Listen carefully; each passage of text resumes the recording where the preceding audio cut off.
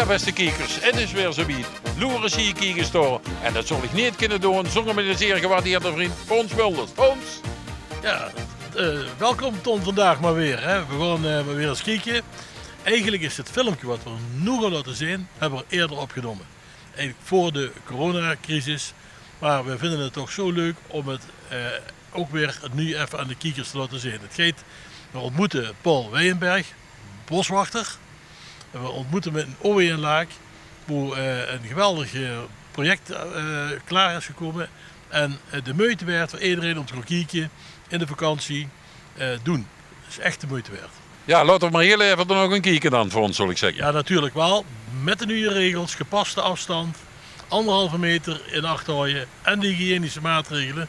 Maar er is zoveel plek, dat is niet zo heel moeilijk. Ja, Fons, het is wel lekker trimmen en jongs en vreugd in de morgen. Heerlijk toch? Dat is goed voor zijn gezondheid. En vooral ook voor die van dich. De beschat ooier zegt, ik heb het goed gebroken. Maar ik vind het ook heerlijk, moet ik zeggen. Dus je dat goed, dan ga je wel eens zeggen. Dat is heel goed, ook wiezer. Dat is de volgende prijsvraag voor de kijkers. Als je ziet dat je eier bent als Fons, wil je dan even zeggen wie een van ons twee Duits is? We gaan even naar de boswachter. Goedemorgen. Goedemorgen. Geuren heb er zin in, die geuren dan. Ja, we hebben er echt zin in. Ja, goed zo. Zonder zin in. Heel goed. En we vinden het ook erg leuk dat we dich hier mogen treffen. Weliswaar niet in het bos. Nee. Want eigenlijk heeft iedereen zo'n beetje de gedachte bij een boswachter. Die zit in het bos, die loopt er rond, die loopt struipers te controleren. Strikken te zoeken. Hoe hazen met gevangen weer en kanien. Heutje op. Ja, Kijk, verrekijker. Hoogziets, zo'n ding hoe ze dan inderdaad met de verrekijker zit, rekjes te tellen. Maar dat is boswachter eigenlijk wel een goede naam. Nou, als het zo schetst, het is wel een beetje, het komt dicht in de buurt van wat mensen altijd denken. Boswachters die zitten echt in de bossen, verstopt, in de dennenbui met de verrekijker, heutje op. Lekker genieten van de natuur en kijken of ze gaat zien. Maar dat is dus niet zo. Ik ben boswachter communicatie en beleven. Boswachter, communicatie en beleven. Ja, precies. En dat is een andere boswachter. Dat is wel tof. Dat is een hele mond vol. Ja, Wat zeker. staat er hier eigenlijk? Verstaan hier namelijk op kasteeldomein, voormalig kasteeldomein Walburg, verstaan hier op de achtergrond zus nog een voormalige ijskelder. Dit is een terrein wat we als natuurmonument samen met de gemeente trouwens helemaal eigenlijk hebben heringericht.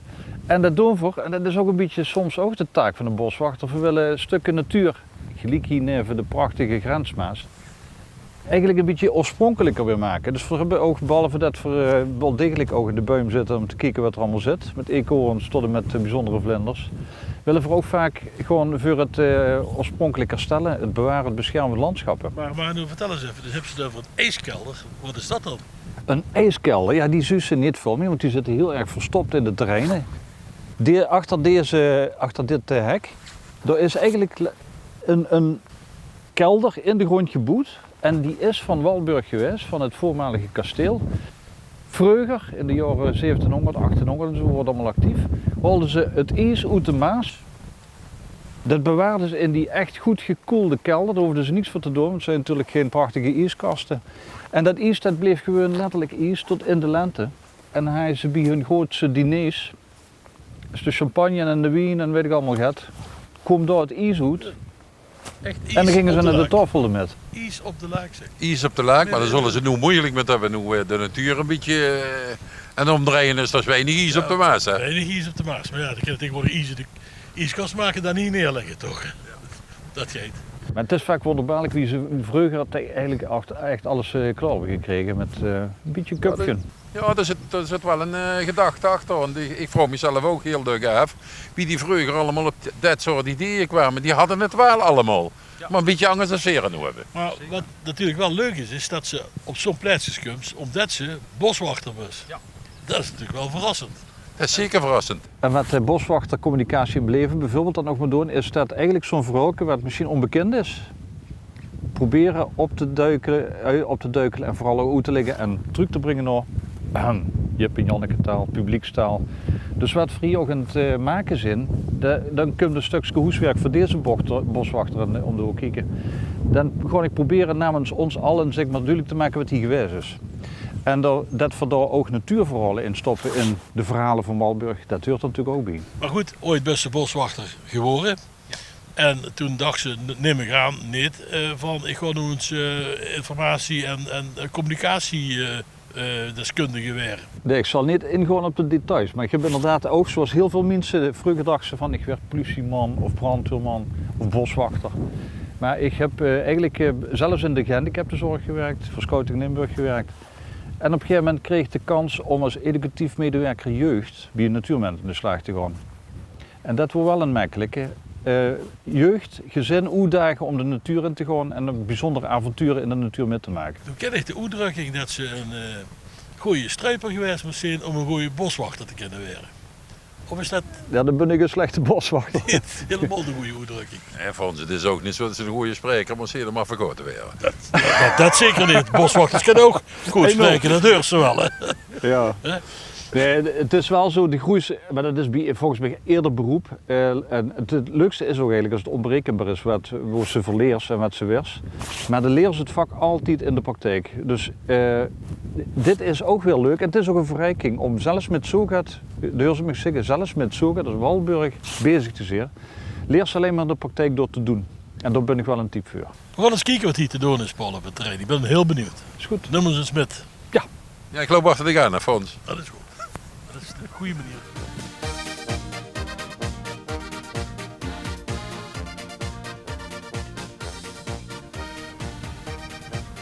Ton, moest ik dat niet zien wat ze hier allemaal aanleggen. Zo hier net neven de Maas, daarachter. Nou, ik vind het voor een vroege morgen vind je het wel een heerlijk wandelen in zeg. Dat moet je dukker doen. Vooral rustig, hè? Ja, maar dit is ook een van de onbekendere plekken. Dit is een beetje de ziekant van Limburg. Verder kent ze niet, want dus zie je de Maasneer verlopen, dus het voetveer van de Oijenlaak. En door is al Belg. Maar het is een heel druk befietst pad, dus het is mooi dat we dit hier kunnen maken en dat we dit kunnen gaan uitleggen. Maar wat gaat dit weer nu? Nou, wat we hier hebben gemaakt is eigenlijk het terugbrengen van de contouren van Walburg. We hebben geen geld, en dat moeten we ook niet willen volgens mij, om hier in deze open landschappen gebouwen weer terug te bouwen. Wat we hebben gedaan is de contouren van de gebouwen van Walburg weer duidelijk te maken aan de hand van mandkorven. Dat zijn die metalen korven en daarin laten we veldesdoorn groeien. Dus het waren eigenlijk groene muren die duidelijk maken wie groot en wie bijzonder dat hele complex is geweest. Het zijn in principe de contouren van dat kasteel Walburg ooit. En precies op hoe de moeren gestaan hebben door. Daar stonden de moeren ooit. Ja. En Walburg is in die zin heel bijzonder. Het wordt eigenlijk echt een domein. Er wordt echt een graaf van Hompes. Heel trots, heel rijk ook. Dat is de Hompense molen ook nog van. Ja, klopt. Ja. We kunnen dadelijk nog laten zien dat eigenlijk de Hompese molen ook ligt in een zichtlijn recht toe, recht aan vanuit dit Walburg. Hier wonen er. En bij de meulen verdienen er zijn geld. Er wordt een bandmolen. Iedereen moest daar dus echt een molen betalen. Ja, moest. En zo kostte dit ook een beetje onrooien. Maar hij wordt ook heel belangrijk en hij deed ook veel. Hier gebeurde eigenlijk alles. Dit wordt eigenlijk een compleet dorp. Er worden natuurlijk woonhuizen, er worden jachtvelden, bossen. Er worden bossen trouwens. Maar wat is dat nu? Wat heeft het nu te maken met boswachters in als je hiermee bezig was? Nou ja, deze boswachter gaat ervoor zorgen dat dit gebied en dit terrein duidelijk werd gemaakt aan het publiek. En dat voor ook duidelijk maken dat zelfs, want dit wordt een grasveld eigenlijk met alleen maar ruige grassen. Voor ook duidelijk maken dat we zoiets in stand kunnen houden, weer terug kunnen brengen met een boodschap. Met een link naar Vreuger. De siertuinen die er ooit geweest zijn, die gewoon weer als natuurmenten niet terugbrengen.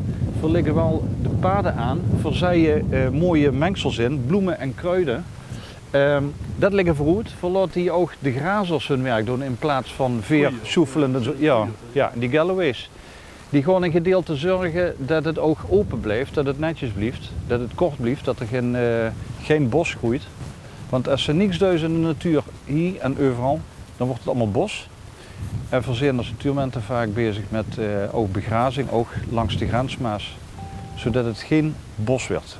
Maar er zitten veel mensen die op dit ogenblik meer bos willen in het kader van de stikstofverhalen en zo. Dat is toch ook niet heel verkeerd? Ja, zeker. Laat duidelijk zijn dat we heel erg belangrijk vinden dat er voldoende bos blijft, dat de kwaliteit van de bossen goed zijn, want daar ligt het speciaal huiswerk. Het is ook een tijd van aanplanten. Ik heb al begrepen, iedereen heeft nu plannen om bomen aan te planten. Dat is goed voor de biodiversiteit, moeilijk woord, maar Hoe meer verschillende soorten van flora, fauna in een bos, hoe beter de kwaliteit van de natuur. Maar er werd nu zoveel aangeplant dat eigenlijk al het einde in zicht komt van de aantal beschikbare plantboompjes. Zo. De kwekers die raken door een... Ja, en dat is een goed teken. Ja. Dat is een goed teken. Achter zit ik door een toren staan. Ja. Wordt dat ook een onderdeel van het kasteel? Nee, de toren dat wordt geen onderdeel van het kasteel. Die staat wel op een markante plek. Die staat namelijk in het hart van een van de siertuinen die er geweest is. En voor heb ik gemeend wel een uitkijktoren te gaan zetten. Omdat verdomme met mensen uitdagen hier, als ze hier fietsen vanaf dat voetveer. Ik stap toch af, ik ga er naartoe, ik ga dat terrein af. En dat is ook een, nou ja, het klinkt een beetje verkeerd. Het is wel een trucje om mensen niet alleen maar kilometers klaar te maken, alleen maar bezig zijn met ik moet het volgende knooppunt hebben voor een kwartier. Het maakt nieuwsgierig, Afstappen. gedacht uit. Ja, zullen we dan zeer lopen naar de torenfonds? Dat lijkt me interessant. Ik wil nog wel eens boven in de toren zitten hoor. Dat is een primeur, want het steekt pas een week. Ja, dat is heel mooi. Dat is voor de eerste keer een Averkoort club.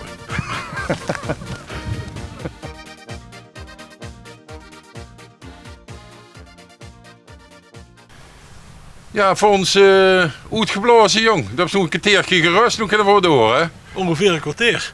Maar dat had zich ook nodig, had ik in de gaten. Maar luister eens, ze moeten een aap niet leren klimmen. Dat verkoort dan helemaal niet. Nee, want de lukt meestal, de club meestal voorop hè. Maar weet je wat hier het leuke aan is? We zijn eigenlijk de testcase van deze toren. We zijn zowat de eerste die op deze toren staan. Nou, ik heb best begrepen dat de boswachter juist Oost 2 doet gezoek. Ja, natuurlijk, dat begrijp ik wel. En kijk, de boswachter is natuurlijk ook slim. Hè? Per definitie hoort bij zijn beroep. Maar wat meer is, deze toren is natuurlijk toch wel speciaal hier midden in het landschap neergezet. Het moet wel een karwei geweest zijn. Dat is zo. Dit is een toren die is ineengebouwd ergens bij Utrecht. Die zijn ze komen brengen in de slechte tijd, wie het heel na het wordt. Dat hebben ze ook goed gesteld. En op een gegeven moment komt dan toch zo'n grote torenkraan, zeg maar, en die tilt dat ding eigenlijk vanaf de grond op. En voor hebben het laatste, ja, dat is hier dit dakje. Dit zit er eigenlijk als een soort dekseltje op gehesen. Dat hebben we voor allemaal kunnen zien wie dat in zijn werk ging. Mooi, precies paswerk. En het past ook nog allemaal. Dat is niet te geloven, hè? Maar Ja. dat moet echt Wie passen. kiest het klaar, hè? Eerder zien voor. In een millimeter Ja. te vuil is terug naar Ja, Utrecht. want ik hè. was echt het idee is hier steeds, net als in zo'n kasteeltoren steeds, waar ze rondjes kijken. Dus ik voel me eigenlijk een beetje... Graaf van Ompers. Ja, een beetje graaf voel ik me. Ik mis alleen nog de gravin. Ja, Ton, dat had gekost, had ze niet die puntmuts moeten opzetten. Met die sluier eraan, dan hadden we niet voor deze gelegenheid gravin gemaakt. Oh, dan ziet dat toch nog goed vrouwelijk goed zo. Zeker man, zeker, echt waar.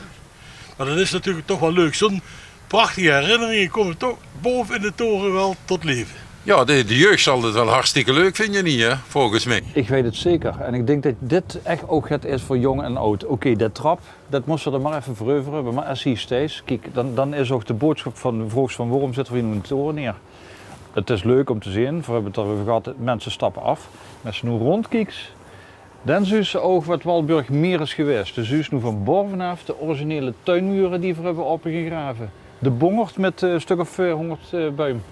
Maar de zus ook, nu van bovenaf, hoe dit gebouw werd gestangen met zijn mandkorven. En dat zus natuurlijk ook wel van op zee. Maar dit is de kracht van de uitkijktoren. Altijd uitkijktorens, altijd een succes. Ja, dan zie ik dat fruittoren en dan komen direct weer de stoute jeugdherinneringen van mij op. Moest toch die appeltjes mogen pikken? De mos in de lijven minimaal 1 appeltje gepikt hebben. Anders is ze geen goeie qua jong. Het hoort bij de opvoeding. Ik kan het geruststellen. In deze bongert moest ze zelfs gaan plukken. Ai, dat is saai. Ja, dat is heel saai, volgens. Dat is heel saai. Heren, het is zo goed. Nee, maar serieus. We hebben de bongert ook letterlijk bedoeld als hier mag geplukt worden. En er zitten ook een paar bijzondere fruitrassen en ook een echte eigen authentieke appel uit Toor. Toor heeft ook een relatie met dit terrein. De Toor daar, Renat, dames en heren, die gaat daar groeien. Notenbomen, kersenboom. Helaas nog geen bloesem, maar laten we eens even nog een jaar vooruit gaan kijken. En dan staat het hier rond deze tijd prachtig in de bloesem. Ja, dan kunnen we hier komen met de foodtruckfonds en dan kunnen we een appeltaartje bakken. Nootjes, appeltjes hebben we voor alleen maar meel mee te nemen. Daarvoor is de meulen, dus we wel eens aan boord. We zijn de leeftijd dat het appeltje moeten gappen, dat zijn we voorbij toch? Hè? Nee, voor zal het wel, ja, ik ren wel even. Laten we dat dan niet doen. Nou ja, Ondeugende heren, geuren dan. Ja, dat is goed, want dan blijft ze jong, hè? Zo is dat. Ja. Het werd ook een soort evenementenlocatie, hè? Ja, we hebben een gedeelte van het terrein, hebben we eigenlijk noem het maar even betiteld, hè, de stadgedeelte achter onze auto's. Klein evenemententerrein. Niet dat er nu van alles al klaar staat van behuizing enzovoort allemaal, maar het is wel een plek hoe van veer als natuurmenters gasten hier zeggen, fruit shoppen, hompes, zomersfeest, ik noem maar even het. Nou ja, picknicken ook, klein of grote culturele straattheater, natuurtheater, het zal allemaal kunnen. En één ding mocht niet ontbreken bij de opening natuurlijk zijn Fons en ik zijn door. We gaan toch het koken voor de mensen en Fons, dat gaan we wel doen. Of je lekkers bakken bij de opening. TV11 is er ook. Dus het enige wat je kan zeggen, beste kijkers, je zit dus heel zeker terug hier op deze locatie met de opening. En ik zal zeggen tot de volgende keer en bedankt voor het kijken. Het is wel weer een prachtig stukje Limburg. Loerensie. Kijk eens toe. Ja, voor ons zoals iedere werkmens krijg je weer een woogvakantie, de televisiekinderen de zomertijd. En weer gewoon dus de zomerstop dadelijk in. Maar we worden ons toch voorbereiden op het komend seizoen. En we hopen weer een paar prachtige, leuke en interessante afleveringen te maken. En dan zien we alle kijkers weer terug ergens begin september. Je ziet er weer gehoord het weer, beste kijkers. En je zal het zien in september. Vier werken gewoon door. De zomerstop wil niet zeggen dat er geen televisie gemaakt wordt. Ik zou zeggen, tot dan in gezondheid.